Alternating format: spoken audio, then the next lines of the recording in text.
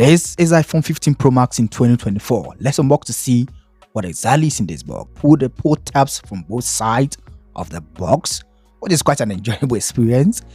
The box itself contains the first thing you're going to see is the iPhone 15 Pro Max with its natural titanium color, which looks gorgeous. Inside the box, you also have the tissue paper works there, and you're going to see the eSIM, which this one has the eSIM. Oh my goodness, this is the first time that Apple has done something incredible in the last decade. USB Type-C on the iPhone makes it an amazing buy. I mean, Android has had this for a long time.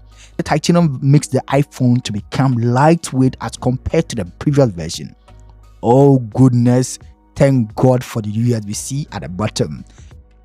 The sides are bright stroked with the titanium, and it makes it to become easy and lightweight. It doesn't bring a lot of fingerprint as compared to the stainless steel band within the previous version.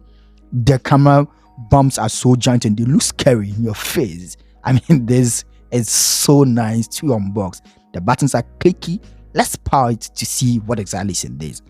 This device has the A17 Pro Chipset. Yes, the first time that Apple has brought Pro Chipset into their device, and this would make it look quite enduring. You choose your language, you choose the country, you choose your appearance, you choose the Wi-Fi ID, you choose the location settings that you want to use, and any other settings including Siri if you want.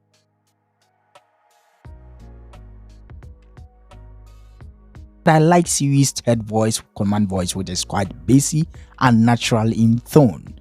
You also can choose dark mode or light mode. I like dark mode because it saves a lot of power and battery. I don't think that the action button is quite important or significant. It's just a gimmick kind of thing, but you can decide to choose to set it to anything you want.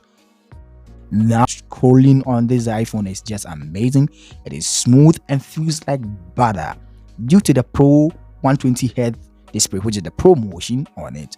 This is an amazing device. 15 Pro Max is actually one of the best devices of 2023, and going forward in 2024, it is the benchmark that any Android device that is coming forth within the first quarter of the year is going to be compared to. The build quality is excellent, battery life is awesome, display is amazing, cameras are incredible. This is Abeku. Subscribe to the channel. See you in the next video. Peace out.